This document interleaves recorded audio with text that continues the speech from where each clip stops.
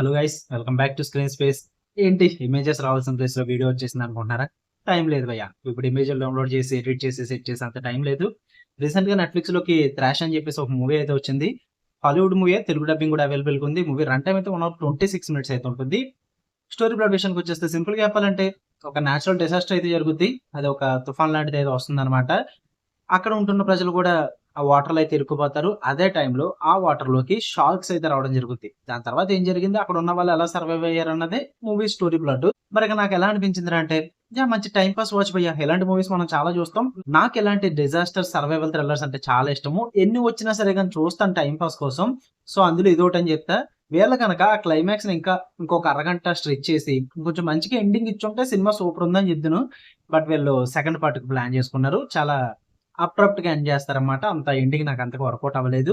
So, అందుకే time pass watch అంటున్నా. Starting నుంచి ఎండింగ్ వరకు సేమ్ యాజ్ యూజువల్ ఆ తుఫాన్‌ని చూపించిన విధానం కానీ, విజువల్స్ పరంగా అండ్ ఆ షార్క్ అటాక్స్ అండ్ ఆ రక్తపాతం, ఆ చంపే విధానం ఇవన్నీ కూడా టెక్నికల్లీ బాగా చూపించారు బ్రో.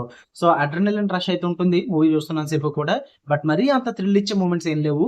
సో, నార్మల్‌గా జస్ట్ ఒక టైమ్ పాస్ వాచ్‌కి చూద్దాం అనుకుంటే చూడొచ్చు.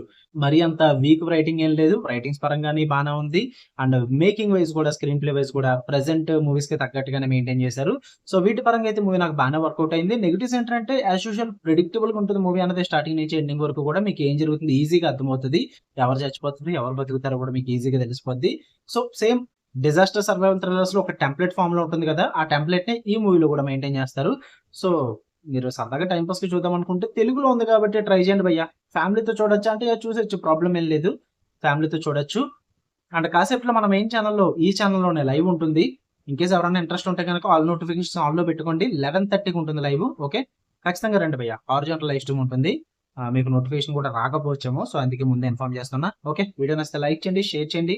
మీ ఒపీనియన్స్ కూడా కామెంట్ చేయండి. అండ్ ఛానెల్ సబ్స్క్రైబ్ చేసుకోవడం మర్చిపోద్దు. ఓకే. మళ్ళీ నెక్స్ట్ వీడియోలో కలుద్దాం. Until then love you all. By.